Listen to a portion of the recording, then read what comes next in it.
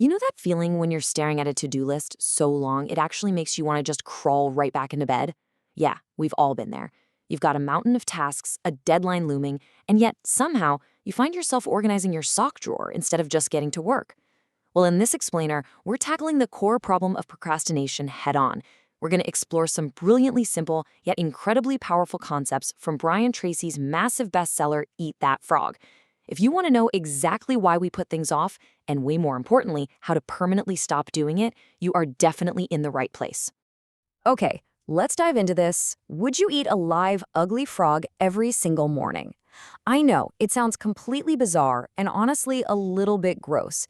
But I want you to seriously consider it for a second. Imagine waking up and the very first item on your agenda, I'm talking before your coffee, before checking a single email, is to literally consume a live frog.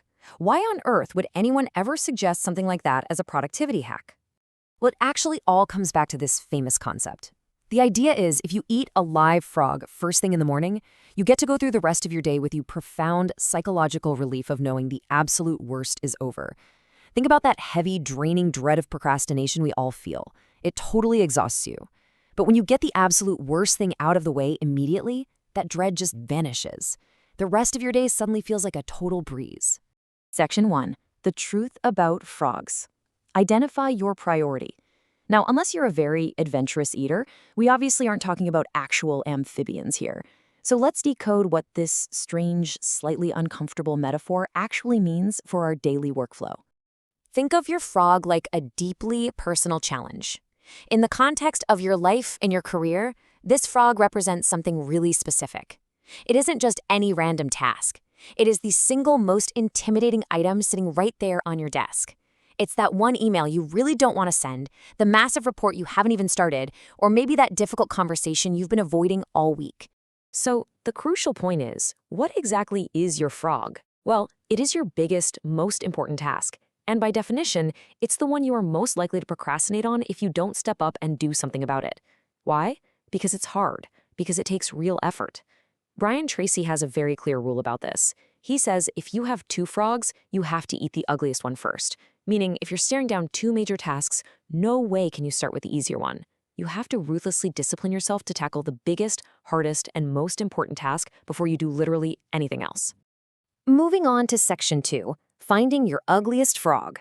Discovering your priority tasks. Now, obviously, the modern professional doesn't just have one or two tasks, right? We have hundreds of them. So the immediate next step is figuring out how to actually pinpoint which task on your massive, totally overwhelming list is your true priority. Which one is your ugliest frog? And this brings us to a massive, total game changer of a number, 80/20. You've probably heard of it, the Pareto principle. Named after the Italian economist Wilfredo Pareto, this rule basically states that a mere 20% of your activities will account for 80% of your total results. Here's the thing. When we procrastinate, we usually do it by busying ourselves with the 80% of tasks that barely even move the needle. And this brilliantly illustrates the divide in our daily work. We can split our workflow into two categories, the vital few and the trivial many. Now, procrastinators absolutely love the trivial many. They will spend hours clearing out their inbox or organizing their pens. Because, hey, it feels like work, right? But it's an illusion. Your frog is always hiding over there in the vital few. Wasting time on the bottom 80% of tasks is the absolute enemy of true productivity. You have got to resolve to spend your time on the activities that actually make a real difference. Section 3, Preparing the Menu. Setting the table. So you know you need to find your ugliest frog in that top 20%, but you can't just dive in blindly. Before you can eat a frog, you have to prepare the menu. You see, you really can't eat a frog without setting the table first, and that requires absolute clarity. Clarity is your ultimate tool here. The number one reason people procrastinate is just pure vagueness. So to fix this, you must decide exactly what you want to achieve. You need to think on paper. Always work from a physical list. Lay out those major goals by priority and sequence. And finally, practice what's called zero-based thinking. That means looking at every single activity you do and asking yourself, knowing what I know now, would I even start doing this again today? If the answer is no, drop it immediately. It's really that simple. Section 4, Utensils for Frog Eating. The ABCD method. Okay, setting the table gives you that necessary clarity, but now you need the actual utensils to conquer these massive projects. Let's walk through the specific toolkit from the source material used to systematically tackle things.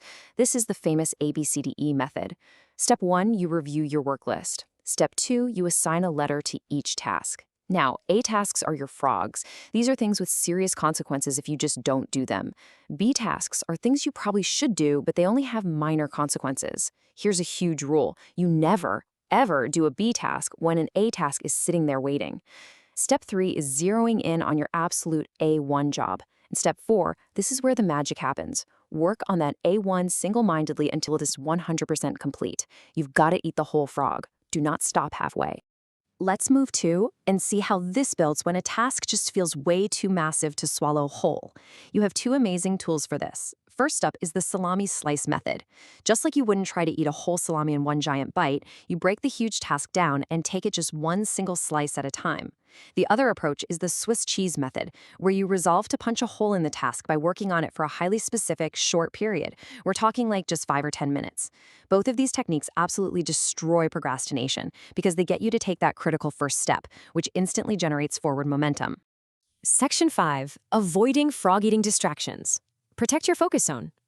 Look, let's be realistic for a second. You've identified your frog, you've sliced it up, you sit down to work, and your phone buzzes.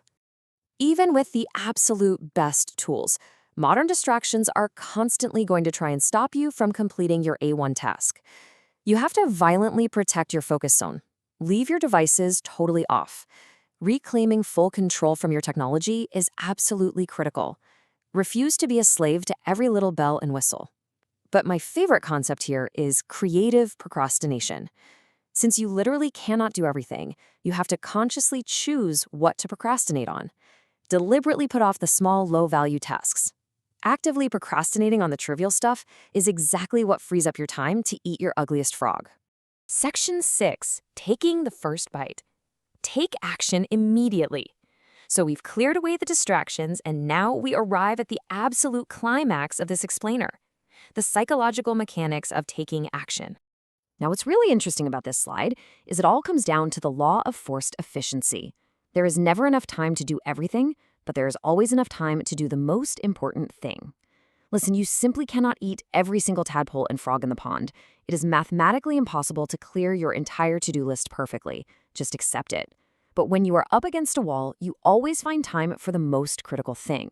By applying this law proactively, you force yourself to prioritize the biggest frog, knowing all that other stuff can and frankly must wait. And here is the true secret of why eating frogs stops procrastination forever. When you actually complete a massive, ugly task, when you finally finish that A1 item, you don't feel tired. You actually feel this massive surge of personal power and energy. It literally releases endorphins. The bigger the task you complete, the more elated you feel. This forward momentum creates this incredible inner drive. Once you get a taste of that accomplishment, you become naturally motivated to tackle the next task, and then the next. The very act of finishing the hard thing is the cure. So, we arrive at the final, most important question of this explainer. I want you to look at your own life, your own work list. What is your biggest frog?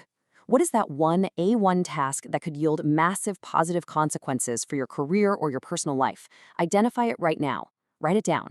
Apply the Swiss cheese method if you have to, but punch a hole in it today. Seriously, what's stopping you from taking a bite right now? Eat that frog and watch your procrastination disappear entirely.